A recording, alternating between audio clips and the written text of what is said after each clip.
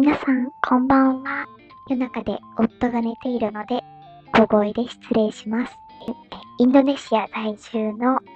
ほぼ無職、アラサーです。今日初めて音声を入れてみます。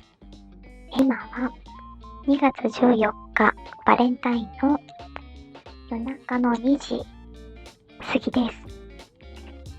この2日間ちょっと体調を崩していて、昨日昼間に寝てしまったので、全く夜中の今眠れないということで、夜中の2時に諦めて起きてきました。話すのはあまり得意ではないのですが、誰かもし聞いてくれる方がいたら嬉しいです。今日バレンタインということで、日本のバレンタインと、あとはインドネシアのバレンタインについて、私の経験を踏まえてお話をしたいなと思います。まず日本のバレンタインといえば、一般的には女性から男性にチョコレートを渡すというのが一般的ですね。もともと日本では女性が一応の相手に、一応の男性に告白をするという意味合いで送るチョコレートが本命チョコ。日本のバレンタインといえばこれが定番かなとは思いますが、中には義理チョコ、友チョコ、逆チョコ、マイチョコ、ファミチョコなんていうものもあるようです。義理チョコは、女性から全く気持ちはないんだけども、何か、仕事で関わっていたりとか、もしくは学校の同級生とか、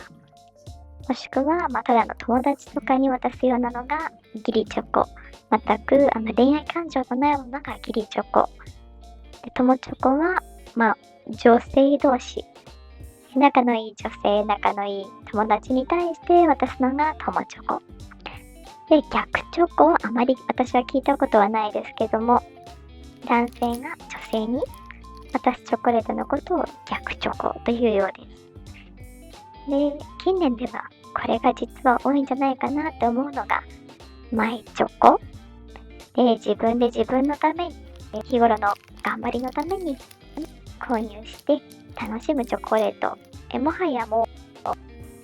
最近はもう自分自身に買うのが目的になっているんじゃないかなと思います。最近の日本ではもういかに自分に美味しいチョコレートを買うか、もしくは友達に、職場の同僚にいいものをあげたいなっていう気持ちでたくさんチョコを買い込む人が多いんじゃないかなっていうのが私の印象です。あとは、家族に渡すファミチョコですね。私の場合は、初めて本命のチョコを男の子にあげたのは幼稚園の時だったと思います。なぜ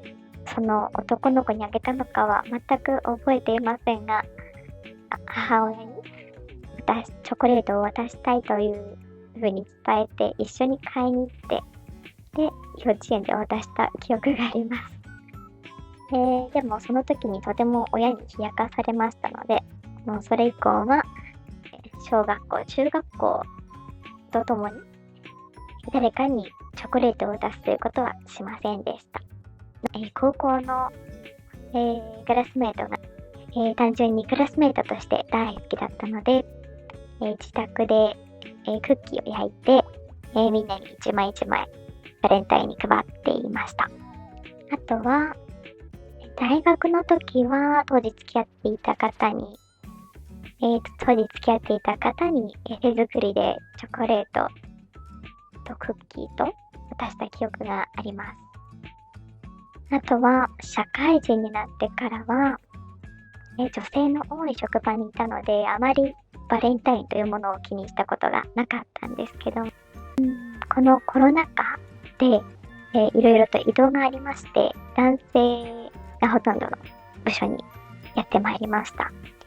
なんですけども、コロナ禍でリモートワークだったということもあって、バレンタインの当日も全員リモートワークをしていたということで、チョコを渡す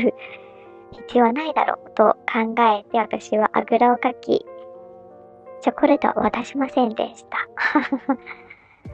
うん、ただのめんどくさがりです。社会人になってからは大学から付き合っていた人とそのまま付き合ってたんですけども、その方が、当時就活中だったので、ポール・スミスのネクタイをあげた気がします。我ながらいいバレンタインプレゼントだったかなと思います。学生時代から付き合っていた方はお別れをしましたが、今の夫との話です。で、結婚する前のバレンタインに都内のフレンチレストランにバレンタインディナーに行きました。私が大のイチゴ好きということで、夫がイチゴを使ったデザートをレストランにリクエストしてくれたみたいでした。見た目もとっても素敵で、もちろん味もとっても美味しい今までにないデザートを出してくださいました。当時、鬼滅の刃がすごく流行っていた時だったので、炭治郎の炎や火をイメージしたデザートを出してくれました。デザートを出してくださったのと同時に、店内の BGM も鬼滅のテーマソング、ホムラが流れてきて、ものすごくテンションが上がりました。もちろん他のお料理もお店の雰囲気もすべて良くて、五感で楽しませてもらった本当にいいレストランでした。これが大人になってからのバレンタインです。続いてインドネシアのバレンタインについて。インドネシアはイスラム教が9割、残りはクリスチャンなど他の宗教ですが、私がいる地域では中国人も一定数います。バレンタイン前の1月から2月にかけてはちょうど春節、チャイニーズニューイヤーの装飾やイベントごとでバレンタイン要素は今日まで一切見ていません。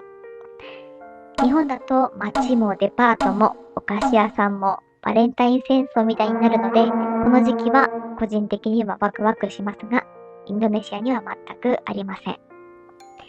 普段行くスーパーでバレンタイン向けのキットカットもどきのようなものを見ましたが、多分それくらいです。あと女性から男性に渡すという習慣もないようです。男性から女性に渡すこともあるようですが、宗教的にお祝い自体 NG という地域もあるようです。そんな今日2月14日はインドネシアでは選挙の投票日です。バレンタインどころではありません。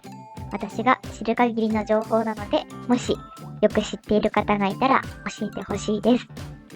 何も面白くない話でしたが、もし最後まで聞いてくださった方がいれば、本当にありがとうございます。今後もインドネシアでの珍事件たくさんあります。ネタだけはあります。もしくは日本でのこれまでの私のお話、もし聞いていただける方がいましたら、ぜひチャンネル登録とベルマーク押していただけると嬉しいです。コメントもどうぞよろしくお願いします。聞いていただきありがとうございました。